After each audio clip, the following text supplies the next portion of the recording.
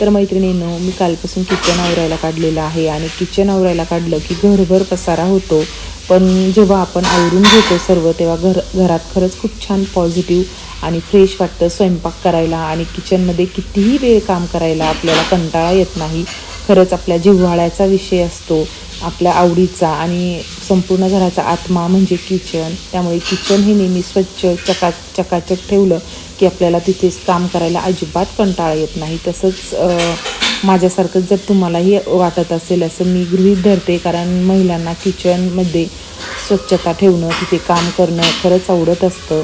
तर माझे देखील दिवाळीच्या वेळेस घर आवरणं झालं नाही. माझं छोटंसं एक ऑपरेशन झालेलं होतं त्यामुळे.